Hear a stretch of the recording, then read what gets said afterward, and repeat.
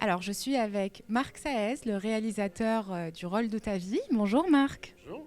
Ça fait plaisir de vous avoir aujourd'hui avec nous dans le Fantasy Film Festival. Est-ce que vous êtes le gagnant de l'année dernière aussi, hein? Oui. Alors, est-ce que vous pouvez, pour nos nouveaux abonnés, vous présenter brièvement? D'accord. Je suis Marc Saez, je suis acteur, auteur, réalisateur. Le film de l'an dernier, c'était Suivez la flèche, c'était mon premier court-métrage. Et là, c'est Le rôle de ta vie, un film avec Véronique Picciotto et Olivier Hémon. Moi, donc je suis réalisateur, je suis comédien, je suis aussi directeur artistique par ailleurs, par exemple de versions françaises de films ou de séries. Si vous avez vu par exemple la série Squid Game, la version française, c'est moi qui l'ai adapté et qui l'ai dirigé. J'ai trouvé les comédiens français, j'ai été dirigé en studio. J'ai fait pas mal de versions françaises des films d'Alexandre Aja aussi, que j'ai pareil adapté et dirigé. Crawl, voilà, Piranha 3D, tout ça. Et pas mal de séries Marvel que vous pouvez retrouver maintenant sur les plateformes Disney. J'ai fait la VF de Luke Cage, de Punisher, l'Iron Fist, tout ça. Voilà. Ça, c'est mes activités multiples.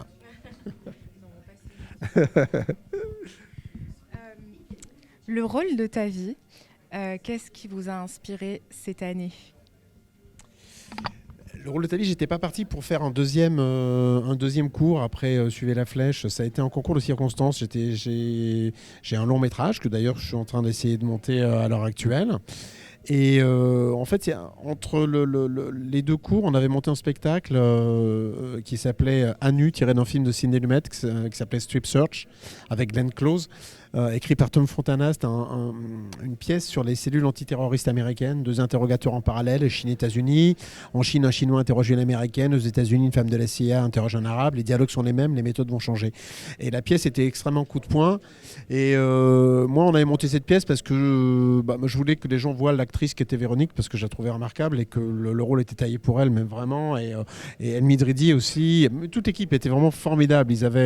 Voilà, je voulais qu'on les voit. C'était mon cadeau pour eux, ce spectacle. Et en fait, ça n'a pas eu l'écho que j'attendais. C'est-à-dire que c'est moi qui ai eu des retombées très positives, en fait, mais pas mes acteurs.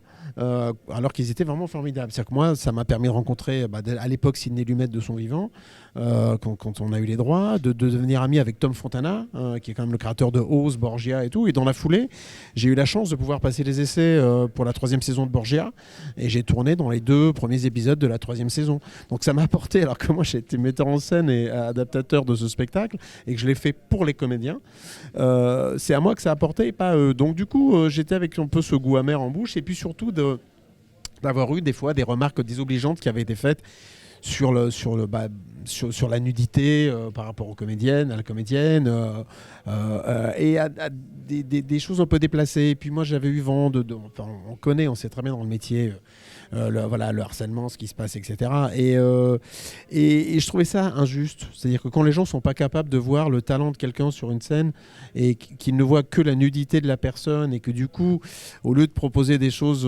intéressantes pour la carrière d'une personne, on lui propose que des choses nulles, avec voilà, de faire éventuellement des sextapes ou des choses comme ça. Moi, ça a été un peu la goutte d'eau. Et j'ai écrit du coup ce cours, je l'ai écrit, mais on venait de sortir de scène, et j'ai écrit le truc dans la nuit, et le lendemain, Véronique avait le script sur la table. Elle me dit c'est quoi? J'ai dit on va tourner ça.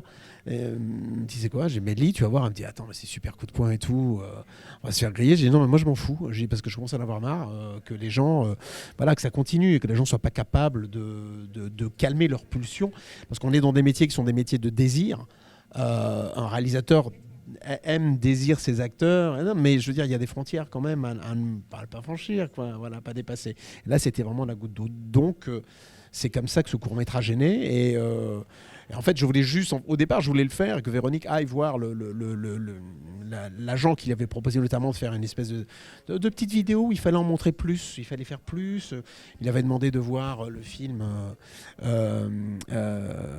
pas Mélancolial, mais enfin un film qui était assez, voilà, où il y avait des choses sexuelles très très fortes dedans, voilà, et Antéchrist. Voilà, c'était de voir Antéchrist. Christ et Véronique n'a pas vu le film. J'ai dit, moi j'ai vu le film, donc, et quand j'ai vu ce que proposait la personne, j'étais outré. Donc je voulais qu'on le tourne, pas mettre de jaquette, et que quand elle revienne le voir, elle lui dise voilà, j'ai fait le film que vous vouliez, et puis qu'ils se le prennent dans la gueule. Et on l'a pas fait à ce moment-là, on l'a fait plus tard. Et avec l'écho que ça a eu, c'est-à-dire que c'est vrai que je ne m'attendais pas c'est incroyable parce que le film a un parcours on en a fait le tour du monde, on en a 208 récompenses. Et ce qui m'a touché énormément, c'est que c'est venu d'endroits. J'étais un peu provocateur aussi, hein, j'ai mis le film en Iran, j'ai mis le film en Inde. Voilà. Concernant la condition des femmes, c'était un peu chaud. Et paradoxalement, on a eu des prix dans ces pays-là aussi, parce qu'il y a des gens on est un peu le porte-drapeau pour eux de messages que peut-être eux ne peuvent pas passer. En Iran notamment, moi c'est un des plus beaux prix que j'ai pu recevoir. Le film, le festival se faisait un peu il était un peu caché, quoi. Les jurys, tout ça, c'était un truc qui était en parallèle. Il pouvait pas y avoir les projections. C'est des gens qui ont passé les liens. C'était très compliqué. Et d'avoir des prix là, c'était voilà, pour moi c'était la plus belle des récompenses. C'est magnifique. Alors c'est de là que vient du coup le titre, le rôle de ta vie, j'imagine. On comprend mieux. Quand on est aujourd'hui en tant que réalisateur, quand on est face à des critiques, en quelques mots brièvement, comment est-ce qu'on doit réagir ? Je pense que de toute façon, le cinéma, c'est ce que je dis à plein de copains qui sont réals et qui font des films. Quand on fait un film, on sait très bien qu'il va être ou critiqué ou aimé. Voilà, on ne peut pas faire l'unanimité. Ça peut, voilà, les gens peuvent adorer, peuvent détester. Le tout, ce qui est important, c'est de savoir le film qu'on veut faire. Et pourquoi on fait ce film-là. Et de savoir qu'à partir du moment où on fait un film, on a fait un film et qu'il ne nous appartient plus. Il est livrable à la critique, au regard des autres, à leurs avis, aux divergences. Donc, moi, je prends toute critique, quelle qu'elle soit, bonne ou mauvaise, parce que c'est le ressenti d'une personne qui a perçu le film comme ça. Donc voilà, et je pense que c'est comme ça qu'il faut... Toute critique est bonne à prendre. Et d'autant qu'en plus, elle peut être constructive pour la suite, parce que quand il y a plusieurs avis qui convergent vers les mêmes, des fois problématiques, on peut se dire, ah tiens, c'est vraiment peut-être qu'il y a un problème là.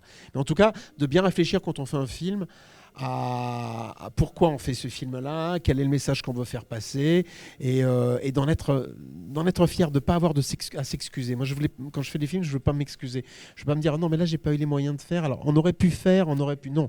Si j'ai fait ces films comme ça, j'avais ces moyens pour faire ces films-là, donc ils sont... En l'état, je suis fier des 2 courts-métrages que j'ai faits. Je les ai faits avec les moyens que je voulais, comme je voulais. Et c'est pour ça que je les ai présentés. Sinon, je ne les aurais pas sortis. Voilà. Il faut se remettre en question, mais pas beaucoup. Je pense il faut se remettre en question, mais il faut savoir quel réalisateur on est et pourquoi on fait un film. Il y a des gens qui font des films, pour faire de l'image.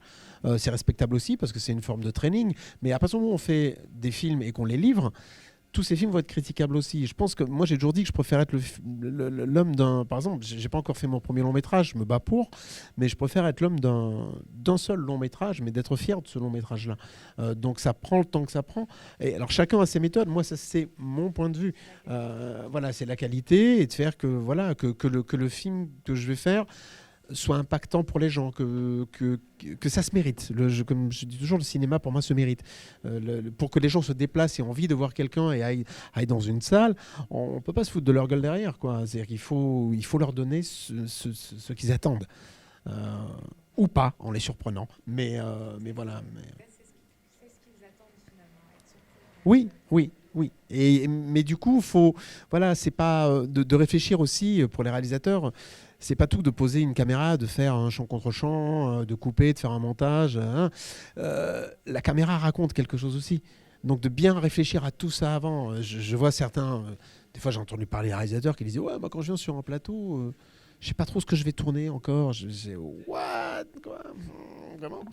Donc alors que moi c'est plutôt l'inverse. J'ai tellement réfléchi à tout, tellement tout très bien préparé que je m'autorise à ce qu'il y ait des accidents. Et justement pour pouvoir être plus réactif lors des accidents, puisque je maîtrise tout le reste et que je sais ce que je veux. Et que mon équipe est briefée et qu'on sait tous, on est tous dans le même... préparés aux aléas. Et il y en a toujours sur les tournages. Bien sûr, c'est le monde, c'est ce qui fait le charme aussi. Et ben, en tout cas, merci. Votre actrice est superbe aussi. Nous allons l'interviewer bientôt. Merci d'être ici. Je vous souhaite de gagner encore. Qui sait? Je croise les doigts, ce sera une victoire si c'est une victoire. De toute façon, déjà, tous les gens qui sont ici dans ce festival, enfin, ouais, je tenais à vous féliciter vraiment parce qu'il y a. J'ai fait beaucoup des festivals avec mes deux films, mais il y a peu de festivals qui sont des festivals à taille humaine et vraiment avec un véritable amour du cinéma et toute une équipe derrière qui fait tout pour que les créateurs soient vraiment aux petits oignons, quoi. Vous mettez les gens confortables, vous avez envie qu'il y ait beaucoup de gens qui soient au bloc des uns des autres. Et ça, je le dis, je vais le dire direct à la caméra, aux réalisateurs qui vont dans les festivals, allez pas voir que vos blocs, les gars. Vous êtes là, si vous inscrivez, enfin, si vous mettez votre film dans un festival, c'est pour partager, pour échanger, pour voir les films des autres, voilà, pour découvrir. Arrêtons cette espèce d'égoïsme de se dire, je vois que mon film quand il y a ma projo. Parce qu'il y a des gens qui font pour vous, et bah, notamment le Fantasy le fait là, des belles projections dans des belles salles de cinéma, en DCP. C'est rare, hein, c'est pas tout le temps. Il y a de plus en plus de festivals qui font que du online. Donc voilà, c'est encouragez-les, ces organisateurs de festivals-là, en allant dans tous les blocs et en allant voir le travail des uns des autres. Soutenez-vous, vous créez votre propre réseau et vous les aidez et vous vous aidez aussi. Et ben, sur ces jolis mots, on vous remercie d'être ici. En tout cas, on est très heureux de vous avoir aussi de notre côté. On espère que vous profitez des films et de ce partage. Eh bien, parfait, c'est ce qu'on souhaite. Merci beaucoup.